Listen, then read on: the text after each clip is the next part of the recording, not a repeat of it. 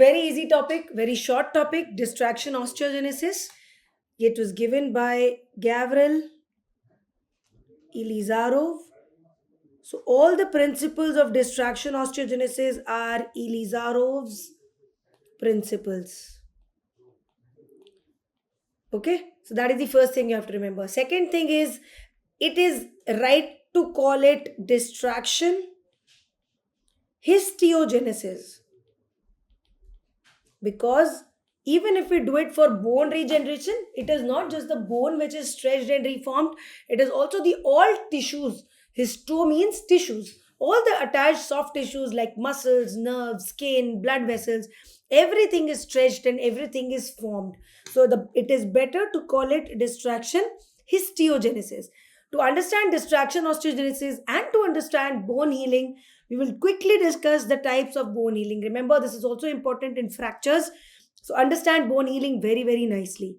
Bone healing can be of two types: primary healing and secondary healing. Primary healing is less common, secondary healing is more common. Primary healing is happens when there is absolute immobility between segments, number one, and when there is minimal gap less than 1 millimeter. When the gap between two fractured segments is less than 1 millimeter and they are absolutely immobile.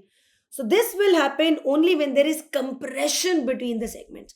So, compression osteogenesis, which was used earlier for fracture healing, that is what causes primary healing of bone. Secondary healing, on the other hand, happens when there is micromobility. Micromobility means physiological mobility, not absolute mobility. Absolute mobility will cause non union. Physiological or micromobility will cause secondary healing, and when there is a minimal gap between the segments. Here there is no gap, and here there is a minimal gap between the segments. All right. Earlier, it was thought that only primary healing will give good quality of bone healing. Now we know that even secondary healing will give as good as a quality of bone healing. Primary healing happens by direct bone formation. There is no callus stage. That is the third difference between primary and secondary healing of bone. Whereas secondary healing happens with formation of callus. What is callus? Callus is nothing but a hyaline cartilage. Okay, so before formation of bony tissue, there is a formation of cartilaginous tissue. After that cartilaginous tissue, it undergoes ossification. So in primary healing, there is no callus stage, there is direct bone formation. Whereas in secondary healing, there is a callus stage or cartilaginous stage, after which there is bone formation. Now, primary healing and secondary healing, now you know what is the difference. Primary healing is also divided into two types: contact healing and gap healing.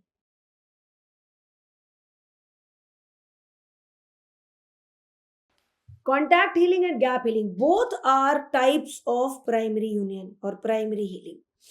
Okay, what is the difference? In contact healing, the gap is less than zero point 0.3 millimeters. It is very, very less gap, hardly any gap. Okay, less than zero point 0.3 millimeters. Whereas in gap healing, which is a type of primary healing, the gap is there but only zero point 0.3 to 1 millimeter. Mobility is not there. There is absolute immobility in both. But in contact healing, the gap is also less than zero point 0.3 millimeter. And in gap healing, there is a light gap of zero point 0.3 to 1 millimeter. So in contact healing, what happens is there is formation of bruise. What is bruise? Bruise are bone resorption units. Okay, these are like these cutting cones. These kind of cutting cones which are formed. These cutting cones are also known as bone resorption units or bruise. Okay, now cutting cones are led by osteoclasts. Osteoclasts which resorb the bone. So these are like the highway makers. So there is a fracture, there is a gap between two bones. These osteoclasts will form a highway. They will form a path. Behind that path, on the lagging edge, there is osteoblasts. So the osteoclast will cut the bone and osteoblast will lay the bone. So the fracture has happened like this. The fracture has caused a discontinuity between first and second segment. Now these bruise will come. The distance is so less that the osteoblast and osteoclast can jump directly from one side to the other side. Okay? From one fractured bone segment to the other fractured bone segment. So, to recreate the lamellar pattern of bone, the bruise will come, the osteoclast will cut across the segment and create a highway, and osteoblast will directly lay down lamellar bone. Why direct lamellar bone? Because the gap is very, very minimal. Directly they can jump, osteoclast can jump from one fractured bone to other fractured bone, create a highway, and on that highway, parallel to the existing lamellae in the same direction, the osteoblasts will form a lamellar bone. So that is the quickest, fastest method of healing. If the gap is 0.3 to 1 millimeter, gap healing. Again, same thing is happening. Bruise are being formed, but can the bruise jump from one segment to another? No, there is slight gap and they are unable to jump. So what the body does is body forms woven bone. It doesn't form cartilage here because it is primary healing. It will form woven bone in opposite direction. First, woven bone will be formed just to close that gap. The purpose of woven bone formation is just to close that minimal gap which is there between the first and the second segment. So this woven bone will first be formed and the lamella of the woven bone will be perpendicular to the direction of existing lamellae. This is the direction of existing lamellae. And woven bone is formed perpendicular to it. Why? So that bruise can jump from one segment to other segment. So now once that gap is closed by woven bone, now the osteoclast and osteoblast form the cutting cone, form the bruise, and they jump from one segment to another and same thing happens. Again there is formation of lamellar bone. So this is slightly longer. Instead of direct lamellar bone, there is first woven bone formation and then lamellar bone formation in the same direction as the existing lamellae. So these both are types of primary healing. There is no callus formation, direct bone formation. Now we come to a slightly slower type of healing, which is the secondary healing of bone. Now here there is some gap, there is some micromobility. So to close that gap, to stop the mobility, body first forms cartilage. Okay, instead of woven bone, there is enough gap. So what does happen? Beneath the periosteum, there is a bleeding. There is hematoma. Then the hematoma organizes and forms a granulation tissue. Forms a granulation tissue. The granulation tissue organizes into what is known as a callus. What is callus? Callus is nothing but hyaline cartilage. Here, Dr. Gavril Ilizarov used his mind. He thought that, osteoblasts will form bone at the rate of 1 to 2 millimeters per day. But what if I stretch this callus in the same rate at the rate of 1 millimeter per day? Will the length of that callus increase? So he did that experiment using his distractors and he saw that yes, if you can use this stage, this callus stage of bone healing, and you can stretch the callus at a particular rate of 1 millimeter per day in average adults, then you can actually lengthen the bone. Because this callus is a spongy tissue. You can see that this is a spongy tissue. It's a cartilaginous tissue. And we all know that cartilage has the capacity to regenerate. So he stretched the callus till the time he wanted, till the length he wanted. And then he again let it set. He let it consolidate. He let the callus ossify.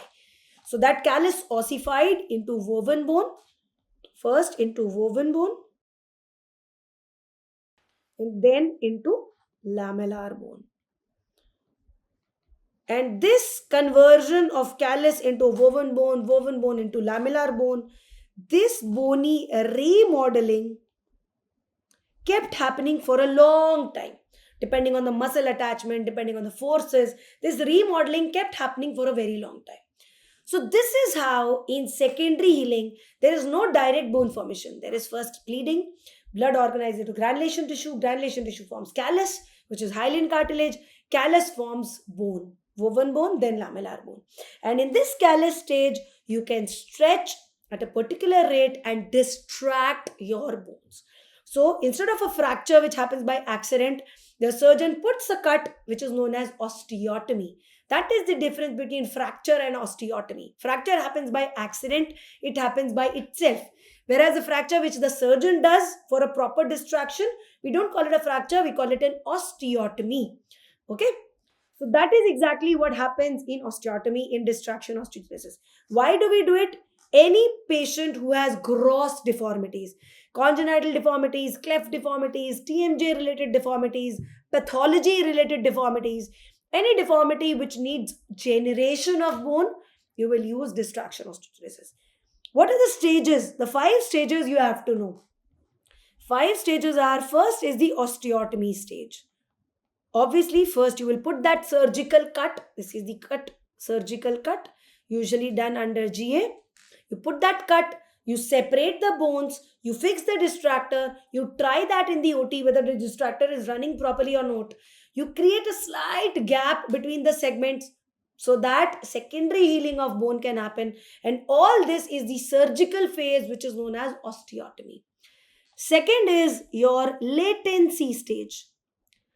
Because if you start distracting immediately, your callus is not formed. The callus will take some days, 3, 5, or 7 days, depending on the age of the patient. If the patient is too young, like an infant who is undergoing distraction for peri-Robin sequence, you might not wait for more than 24 hours because their healing is very, very rapid.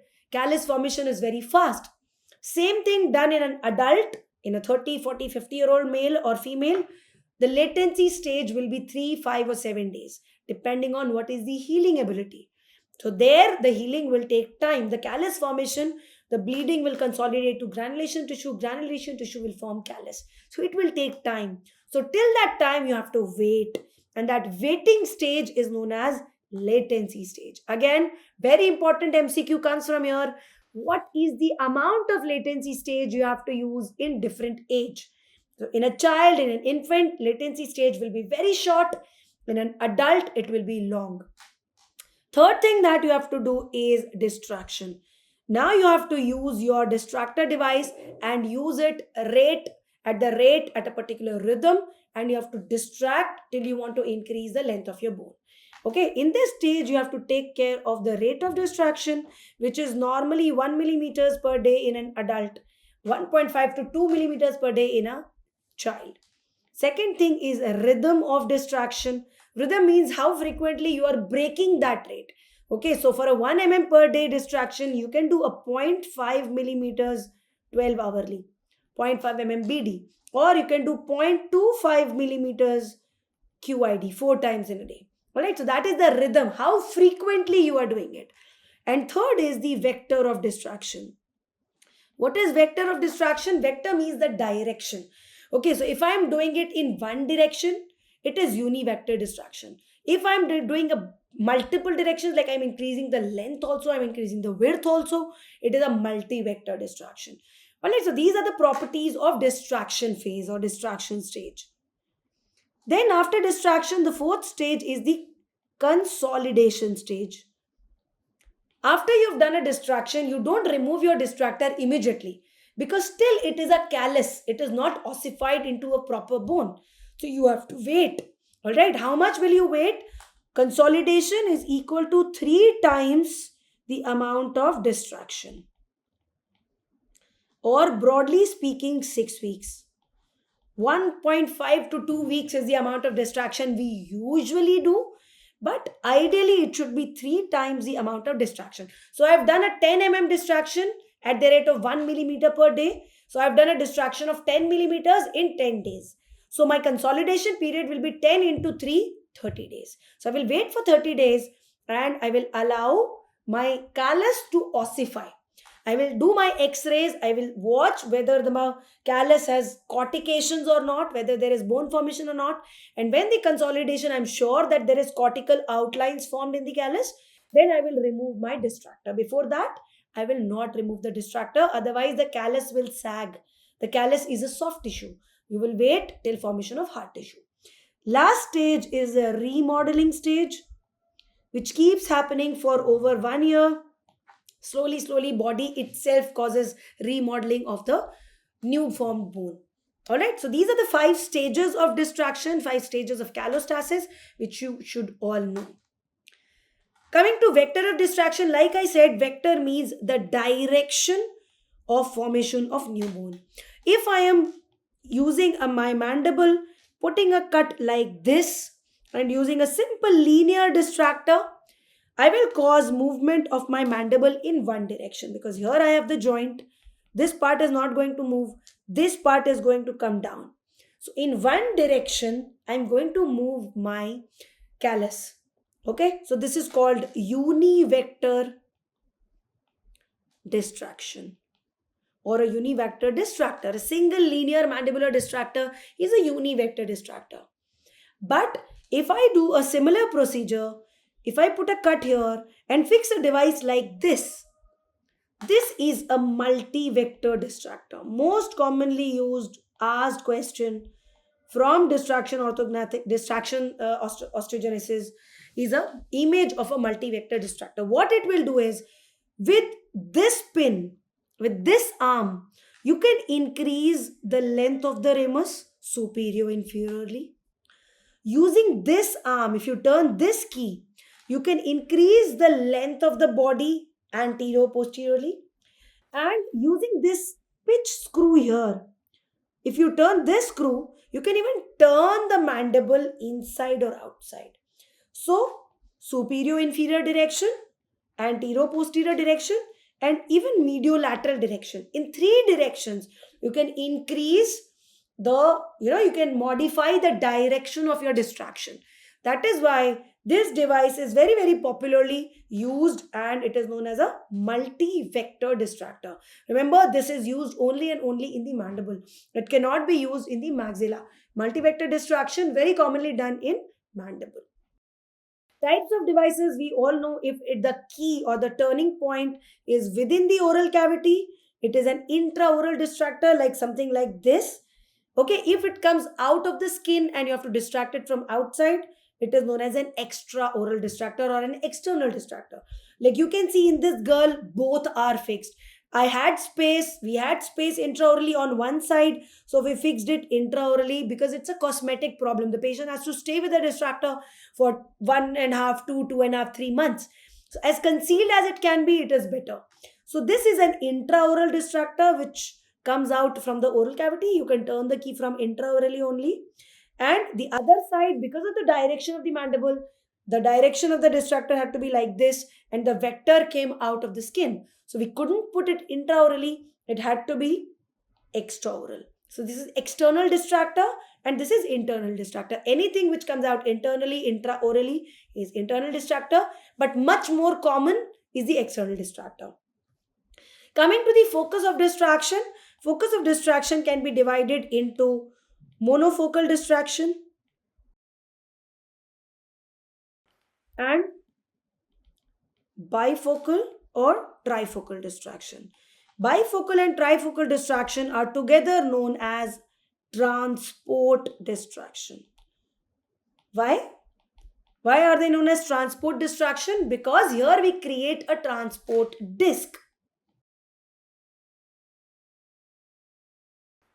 Monofocal distraction means this is my mandible. Its width is less. I will put an osteotomy cut here. I will distract my mandible with on both directions. I will split. There is only one area where some activity is going on, one focus of activity. So monofocal distraction. There is no transport disc here, just a simple cut and split, just like we saw here. In this case, simple osteotomy and stretching the mandible, creation of new bone. This is known as monofocal distraction. There is no transport disc here. Other type is a transport distraction. Here what we are doing is, we are, suppose there is a defect, there is an ameloblastoma here. Okay, and because of ameloblastoma, I have put a cut. I have resected my mandible. Okay, there is a defect here. Now I have my mandible in two pieces. How will I join my mandible? I can't do this kind of distraction. What I will do is, I will generate a transport disc. I will put a cut here, and I will take this transport disc on the other side. I will distract this full disc, not push the bones apart, but I will use this disc and move it to the other side. So as it moves ahead, it forms new bone behind it. And once it reaches on the other side, I will compress the segments and I will put plates here. So this is known as bifocal distraction. Bifocal distraction means one transport disc. Single transport disc taking from one place to the other place. Bifocal, two focus, one starting point, one ending point, one distraction point, one docking point. So this is known as bifocal distraction, one transport disc. Trifocal distraction, two transport discs. Suppose the ameloblastoma that I have resected is very big. If it is causing a large part of my mandible to be cut, this much, then I don't think one transport disc will be enough to create the new mandible. So I will take two transport discs from both sides, move them towards each other. So one focus is here, one focus is here, and one focus is going to be that midpoint where both the transport discs come and meet. So this is known as trifocal distraction. 3 points, 1 point, 1 point, 2 points, bifocal distraction. 1, 2, 3. 3 points of activity, trifocal distraction. So remember, bifocal distraction, one transport disc. Trifocal distraction, two transport discs. These are examples of transport distraction. Very commonly, we use it in pathology cases. Also, very commonly, we use it in TMJ ankylosis cases. We know that in Caban's protocol, we can use either CCG or distraction osteogenesis. How do we use it? In exactly the same way. This is the arthroplasty. This is the gap that I have created in the mandible. Now I have to close that gap. What will I do? This is the residual ramus I have, right? This is the residual ramus that is there with me. So in this residual ramus, I will create a transport disc posteriorly. पीछे से I will take this much bone and I will use it as a transport disc. I will fix my distractor here, fix the other part on the ramus, take the distractor and turn the key 1 millimeter per day. So what will happen is, it will take the transport disc up till it goes and touches the glenoid fossa. Till it comes here, reaches the glenoid fossa, and behind it, it has formed a completely new bone. So this is known as transport disc distraction osteogenesis, TDDO of the ramal condylar unit, to create a new condyle known as neocondylogenesis.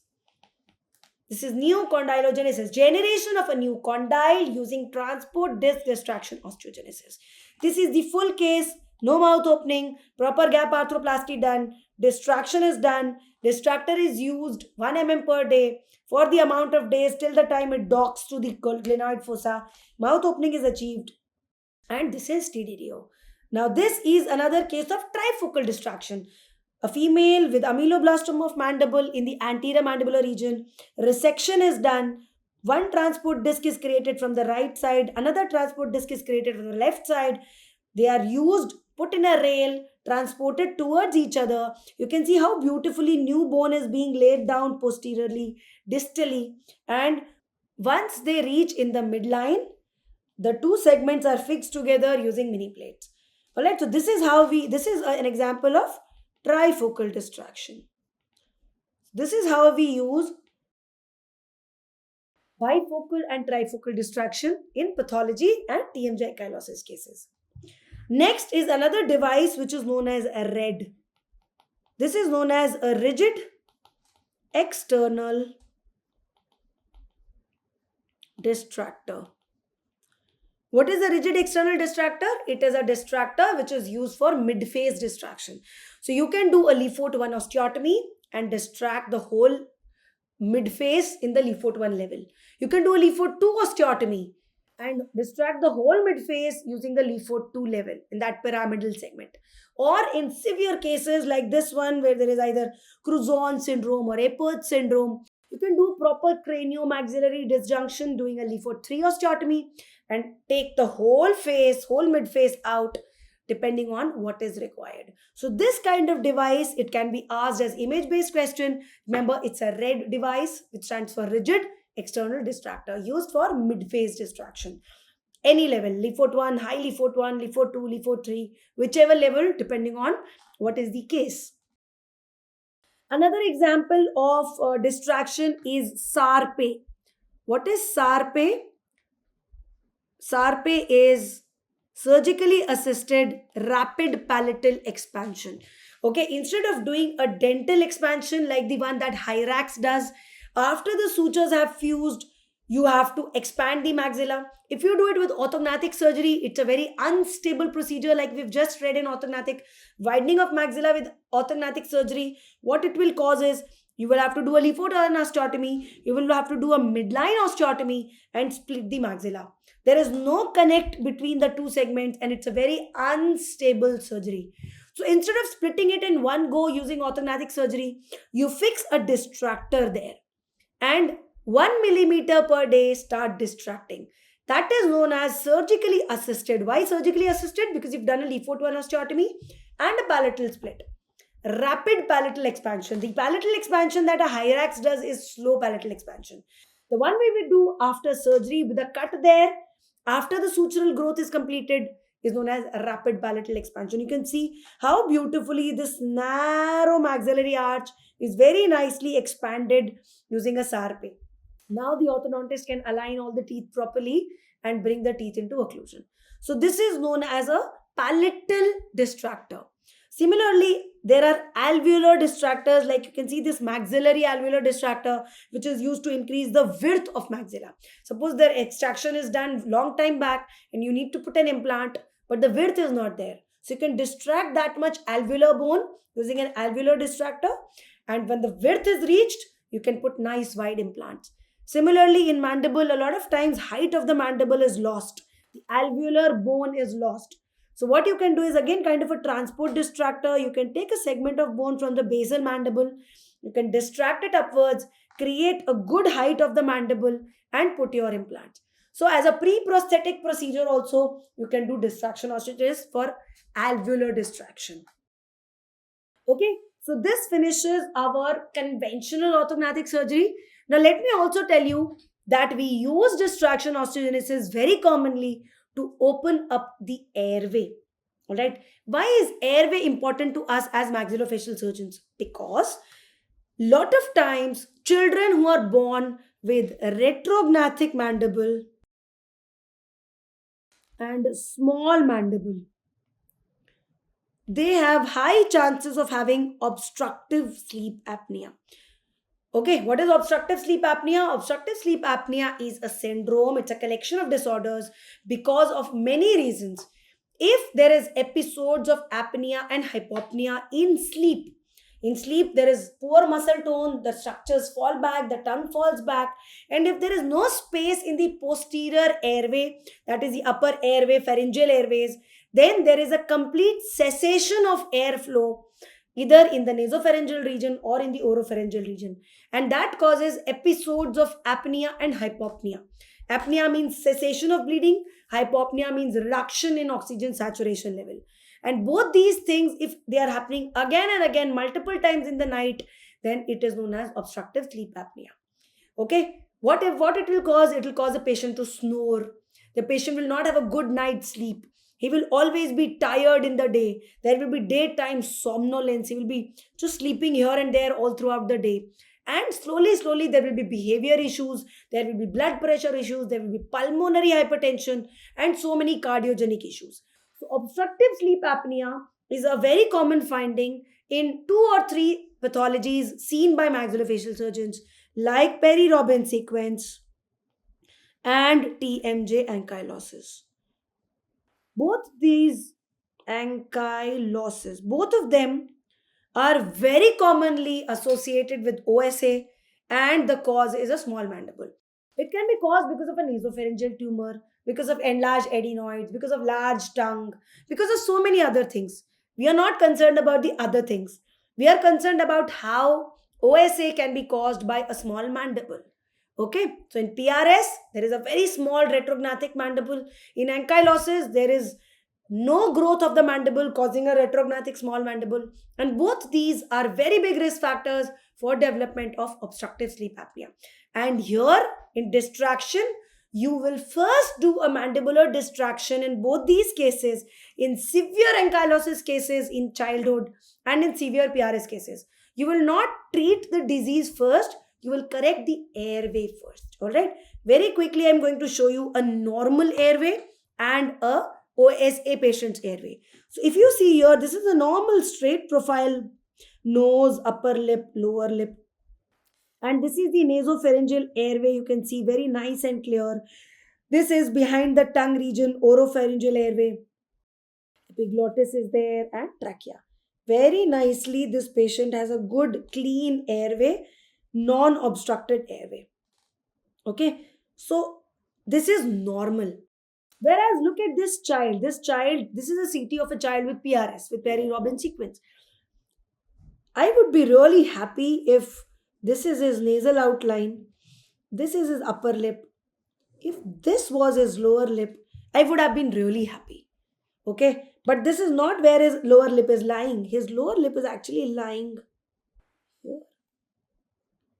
And this is the amount of airway which is lost.